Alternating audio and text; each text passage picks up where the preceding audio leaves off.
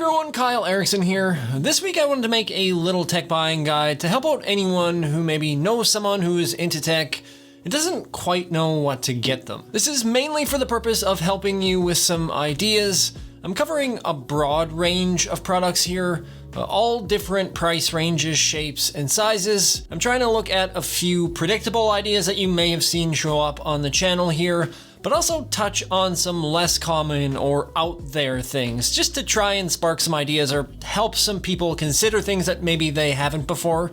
So if you see something in here that gives you an idea for something else, that's great, but all the products that I do talk about in this video will be linked in the description below. Just a disclaimer, I haven't been paid by any of these companies to say anything about these products. I legitimately use this stuff and find value in it personally, and these are all things that I'd like to receive as a gift. So with that said, let's hop into it. Alright, first thing on the list, something that I've always found to be really cool is these Divoom pixel art products. I've got two of these. One is the Picsou art frame, you can see it right back there. The other is the Timebox Evo Bluetooth speaker. I first saw these in a little B-roll video tutorial, and ever since then I've thought that they were really cool. Some of my friends have picked these up, so I thought that I would grab some as well. You can kind of think of these as like digital decor. They're great for things like gaming inspired setups or setups like this, or customizing them and putting them out for the holidays. I've had this one showing Christmas animations in our house recently, and I also plan on using this a lot more in my B-roll scenes and stuff when I do tech reviews. But basically everything is controlled through the Divoom app. Within there, you can look through a whole bunch of user-created stuff, or you can create your own images. There's also an audio visualizer if you want to have something interactive that responds to sound. With the Bluetooth speaker, the audio visualizer is cool to throw on if you're playing something at times. That speaker has decent audio, nothing out of this world or anything. It has 6 watts output, which is pretty good for a little speaker like this. Both of these can be used as a smart clock or alarm as well, and they're affordable between 65 and 70 bucks. Like I said, they can be good for anyone who's into desk setups, but they're really versatile, which I think makes them a decent little gift. If you're looking for an actual Bluetooth speaker without all those bells and whistles that sounds excellent just for pushing audio through, this JBL Go 3 speaker is one of my favorite audio products. Definitely my favorite portable Bluetooth speaker. I love this thing because it's so tiny. You can clip this onto your backpack or carry it around with you, and it weighs almost nothing. But when I first got a portable Bluetooth speaker, I was wondering, like, am I ever going to really use this? And I've ended up using these things a ton over the years. I use the Go 3 when I'm working outside in the yard or just around the house when my phone isn't gonna cut it. It has an IP67 water and dustproof rating, so you can fully submerge this in water up to about a meter without ever having to worry about it crapping out on you. So it's great for if you've got like a kayak or something that you want to take it out on, or even if you're looking for something that you can bring in the shower. And the audio quality, like I said earlier, is amazing, and it gets quite loud for how tiny it is. I'm just gonna turn it up here just so you can get an idea of how loud this little guy gets.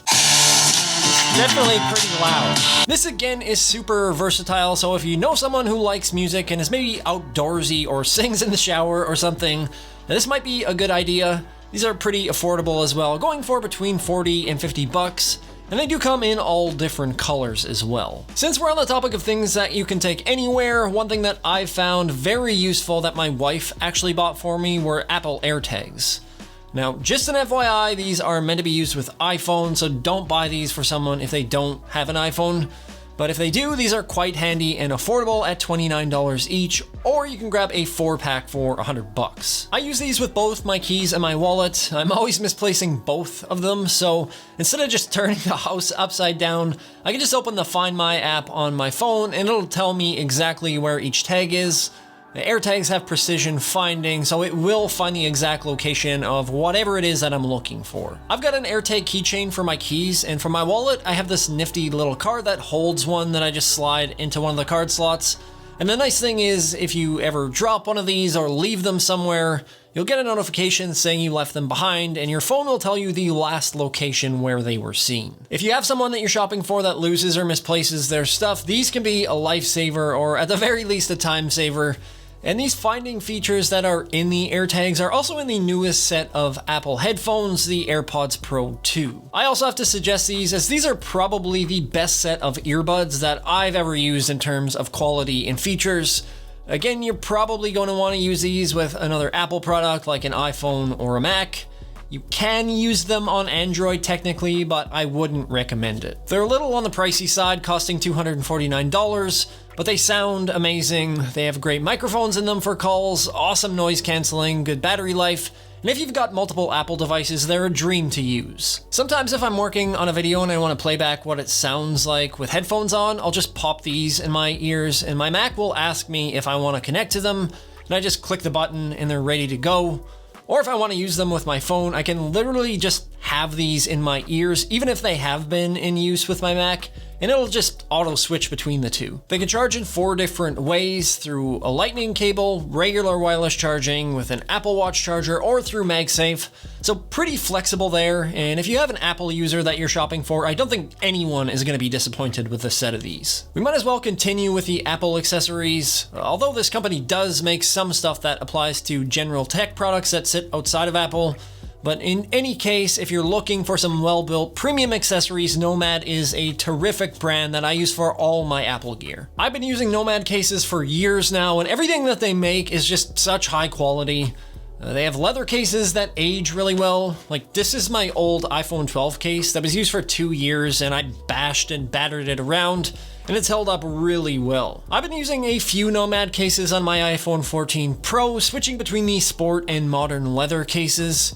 I love the look and feel of them, especially around the buttons.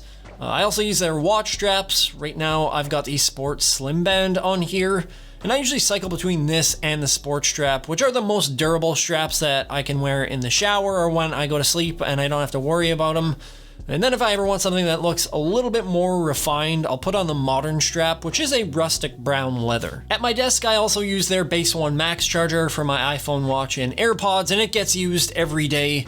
And it's probably the most well-built desk charger that I've ever owned. Cases at Nomad start at $30 or so and go up to around $80 depending on what you're looking for.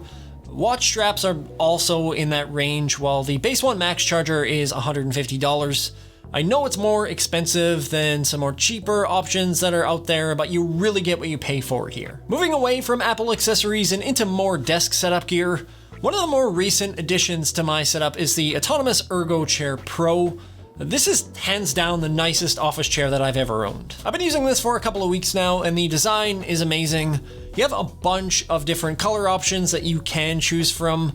I chose this gray option because it does match my setup quite a bit, and it has a unique modern look to it without it being over the top like a lot of gaming chairs. And most importantly, it's super comfortable. It's got so many things that are adjustable on here, and I actually had to read through and see what everything did when I put this together.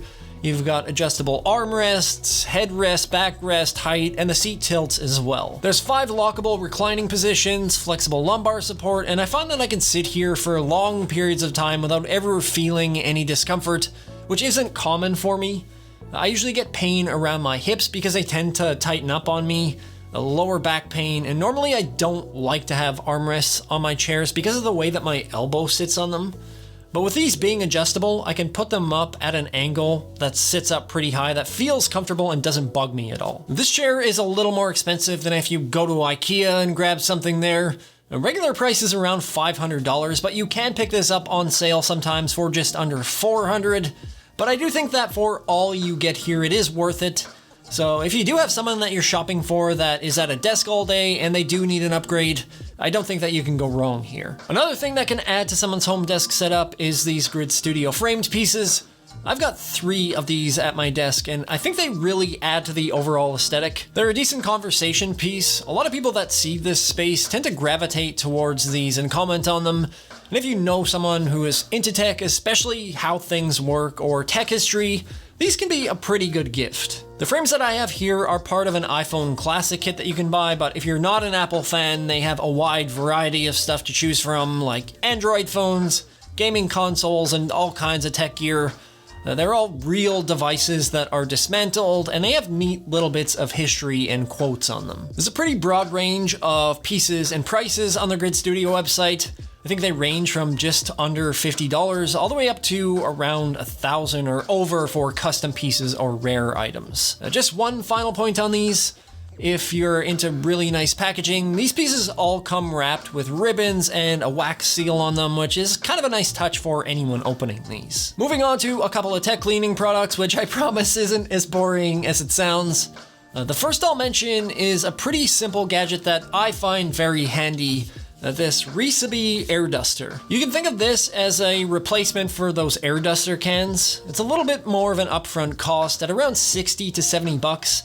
I think a can of air will cost you about 10, but it doesn't take long to pay for itself, and it's great for anyone who cleans out gaming consoles, computers, or electronics, and also for anyone who does product photography or anything like that. It comes with this little brush extension that I usually just leave on to get into edges and crevices.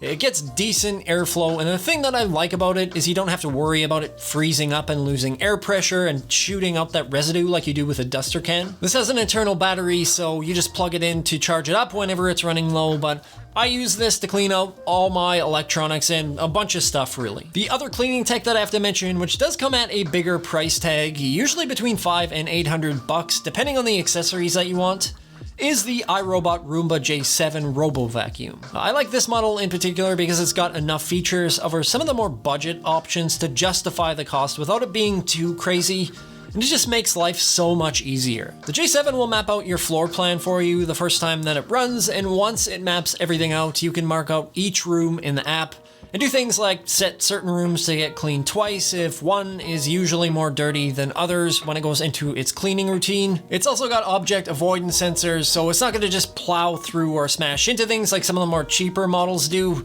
And it avoids pet accidents too, so I'm sure we've all seen those videos where a robot vacuum goes to work when nobody is home, and it comes across a little Yuletide log and decides to spread it all over the house. So definitely nice to have if you have pets at home. I know personally I hate vacuuming, and there's a ton of neat little features in here with this, like setting up voice commands if you're into home automation. And I think besides the fact that this is functional and helpful, this is just a really interesting piece of tech. And let's not forget the most important feature. You can name your vacuum in the iRobot app. This little guy's name is Brian. The final product that I want to dive into here is something that I found to be extremely helpful. A lot of things that I've talked about in this video are battery powered or are attached to things that have batteries. And I think we've all been somewhere with our phones or laptops when the battery goes low and it either dies or we have to borrow someone's charger. Well, a solution to that would be something like this, the Baseus 100 watt power bank. It's 20,000 milliamp hours, which is pretty common for power banks. The thing that makes this one special is it is 100 watts, where most power banks are going to be good for only up to 10 to 20 watts. That means you can effectively charge your laptop, your phone, pretty much any portable electronics quickly. You probably have about 4 or 5 phone charges on this thing, and it's not going to be something where you can repeatedly charge a laptop over and over again, but it's very handy to have around in a pinch. For me, where we've had power outages here that can last for over a day at times, I found this to be really useful. Before this, I was running around in power outages, plugging my phone into my laptop or my iPad, anything that I could steal power from. Also, if you're out and about working mobile and you need to top up your laptop or your camera or whatever it is, it's just nice to have some backup power with you. With that being said, I don't want to drag this video on for too long, so we'll leave it at that. I know that there were a lot of different products in here that were all over the board. Some more common than others, but like I said earlier, this is really made for folks to help generate some ideas on things that maybe they hadn't considered, and I just hope that it's helped some people out. If you're still not sold on any of this stuff, feel free to check out the rest of my channel. There's quite a few products that I've tried out recently, or if you want to dive deeper into some of the stuff like the AirPods, I do have a full review on those as well. Also, please feel free to drop comments down below and help each other out with any ideas that you might have. I'd love to make it easier for folks if possible, but regardless, if you enjoyed this video or it's helped you out in any way, feel free to hit that like button if you want to see more tech-related content, or if you want to befriend a mall Santa, have a few drinks with him and get kicked out of an Applebee's, please subscribe. Thank you so much for watching, and I will see you in the next upload.